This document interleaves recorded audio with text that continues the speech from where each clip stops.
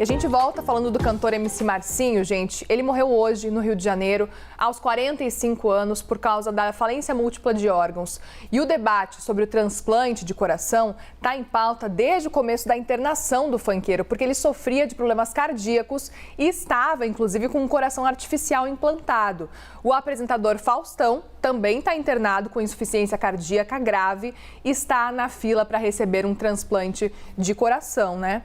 Sobre isso a gente conversa agora com o Dr. Roberto Calil, apresentador do CNN Sinais Vitais. Doutor, obrigada por conversar com a gente nesse sábado. Um bom dia para você. Bom dia.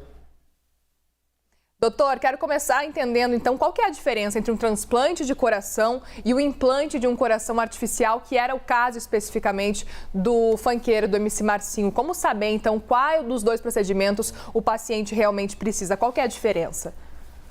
Bom, do ponto de vista teórico, a insuficiência cardíaca é a falência do músculo do coração. Tem várias causas, mas tá bom, o coração entra em falência, o paciente entra em insuficiência cardíaca, tem vários tipos de tratamento, desde a descoberta da causa que causou, mas vamos supor que o que acontece é uma via final. O paciente está com insuficiência cardíaca irreversível, quer dizer, o coração bombeando menos sangue para o corpo.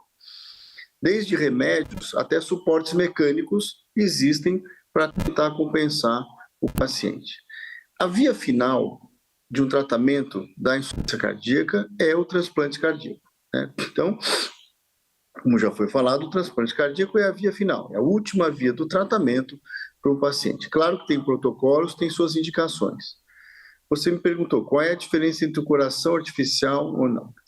Por exemplo, os pacientes que não são elegíveis para transplante, é um exemplo, o paciente tem uma insuficiência cardíaca, ele não tem outro tipo de tratamento e não pode fazer transplante. Então, a via final do tratamento, neste caso específico, pode ser, evidentemente, o chamado coração artificial, né?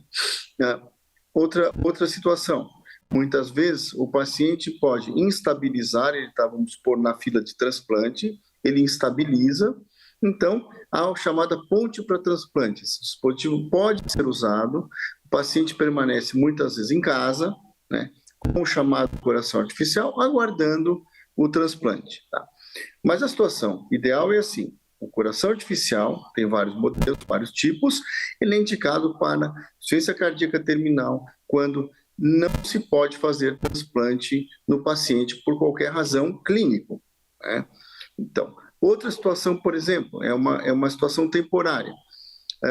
No Hospital Sírio-Libanês, onde nós temos um programa com o coração artificial, tem um programa chamado Coração Novo, que atende o SUS, nós temos 30 casos já de colocação do coração, chamado coração artificial. É uma casuística do país. Então, nós utilizamos, evidentemente, muitas vezes, ou algumas vezes, o paciente que tem um problema cardíaco, como a miocardite, por exemplo. O paciente entra numa falência do órgão, mas que pode responder a remédio. Então, você utiliza o coração artificial temporariamente até esse músculo do coração se recuperar, é uma das indicações, mas de uma maneira geral, para ser bem didático, a via final do tratamento da insuficiência cardíaca é o transplante cardíaco. Como é que funciona, doutor, desculpa te interromper aqui, queria só entender como é que funciona esse coração artificial, ele funciona basicamente como um coração normal? Ele funciona como parte do coração ventrículo esquerdo, por exemplo, que é a grande parte do coração que bombeia sangue para o corpo. Ele funciona como um coração, sim, né? Ligado a uma bateria, e a bateria fica do lado do corpo, como se fosse uma bateria externa de qualquer dispositivo, né? Ele fica com um fiozinho, esse fiozinho fica numa bateria, quer dizer, o paciente tem que estar ligado a uma bateria, né? E se carrega normalmente, o paciente que está em casa, ele carrega na tomada, onde for, ele carrega a bateria. E tem uma vida próxima do normal. Nós já temos paciente aí com esse dispositivo que por qualquer razão não foi submetido a transplante até 6 anos ou mais de acompanhamento, né? Mas, de novo, é importante deixar claro que a via final de escolha do tratamento para a insuficiência cardíaca terminal é o transplante cardíaco. Se você não está... Porque, óbvio, para um paciente ser transplantado, existem vários critérios. Se o paciente não está dentro desses critérios de transplante, a alternativa, também como via final, pode ser sim o chamado coração artificial. E nessas situações temporárias, como te falei, muitas vezes o paciente está muito instável, ele pode utilizar temporariamente o coração artificial, é chamado, por exemplo, ponte para transplante. Ele está muito grave, ele não responde a nenhum outro dispositivo, então se tenta o coração artificial como se fosse uma espera até chegar ao doador. Doutor, por que esse coração artificial não pode ser usado no caso do Faustão, pelo menos não por enquanto? Porque o Faustão, por exemplo, não teria chegado nessa via final, é isso? Não, veja bem, eu não posso comentar um caso de um paciente claro. Que eu não vi, não acompanhei pela mídia, tá? Mas, de novo, o paciente, pelo que eu vejo na mídia, é um paciente com insuficiência cardíaca, que está hospitalizado, que está em ambiente monitorado e é o ambiente ideal para esperar o transplante, entendeu? Então, como, de novo, que é o tratamento de escolha para insuficiência cardíaca. Quando o paciente via final, via terminal, não tem outro tipo de tratamento, é o transplante.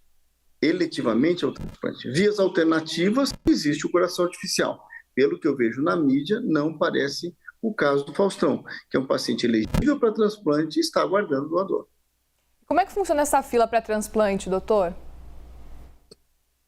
Essa é uma fila controlada pela Secretaria da Saúde do Estado. Então, é uma fila que se controla. O controle é extremamente rigoroso e, evidentemente, primeiro tem que ter critérios para você entrar na fila de transplante. Mesmo o paciente, tanto internado como em casa, né? Tem pacientes há anos esperando transplante em casa, ficam com acompanhamento ambulatorial. Então, é uma fila única, com rigor extremo de controle, né?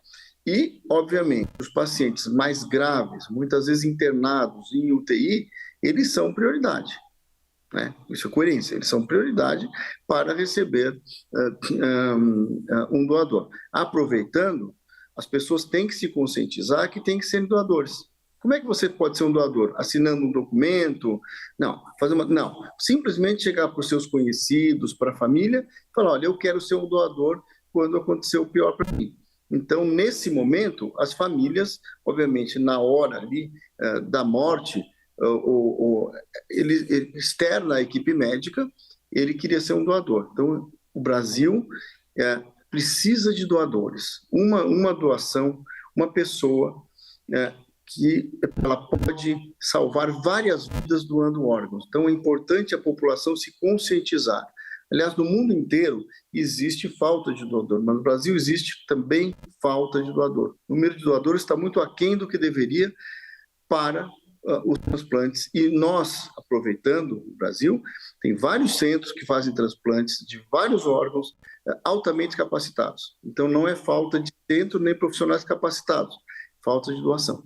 Recado importantíssimo. Nós conversamos com o Dr. Roberto Kallil, apresentador do CNN Sinais Vitais. Obrigado, doutor, mais uma vez aqui pela conversa nesse sábado. Um bom fim de semana para o senhor. Muito obrigado. Agradeço a todos.